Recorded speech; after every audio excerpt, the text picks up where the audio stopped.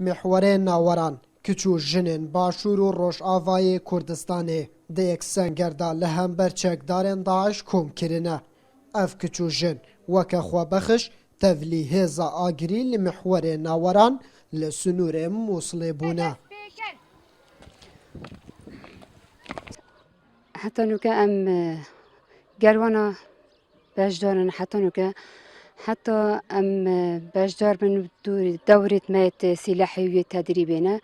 متجلا دورة جيت كرين دورة بكيسية RPG ودورة قناصي دورة تنتي ماكري اف دورة همي حتى خولة روشن بريجي أبمات بشك داربون امسي آفرت نبيري همي خوب بخشن از 7 سال خدمت من هاي سبيش مرقبون فرمانده دوهوك از وك رسمي من دست الشهاري كاري كيشاي وبش ميزيبو من نمرتاح بو از هات ما قال هيزا آگيري خوب بخشن ويري دا تفاعش آخا خوب كم Serpereştiyarê hêza agirî dibêjît ev ê kem serbûra wan nîne belkû di çendîn şerên dî jî da bejdar bûne. Dewroberê pişta berê neweran navan gundê Ereba da bû parastina rekî piştevaniya berûkê şerê jî ev şerê hatîne kirin jî bejdarî têda kir berebere ev hêze berfireh bû و daha bûne 20 û 30 û 40 û 100 û evrûke ji mareka zor yaş küçük kurêtme evrûke berdewamin te erkê xwe da li van cihê ku bi hatîne destên şankirinê hevkariyeka baş gel mihwerê neweran heye gel supayê heye gel teşkîlatê pêkhatê leşkeriyê pişmerga heye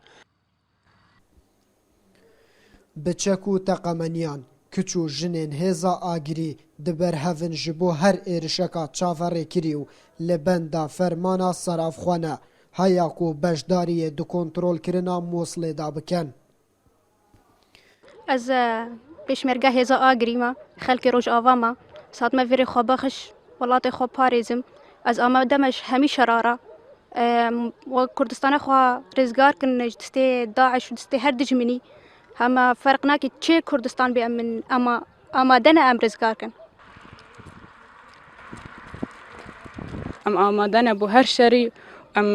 هو حاضریا خو چون موصل کن ام گرگ سر بلندن انه اف در فدا دایما مگهاینن في مرحله وان شاء الله ام كردستان رزقال کن و ام دجمن نهلی نفخاد و ام سر بلندن و ام کردن و ام مگهاینن في مرحله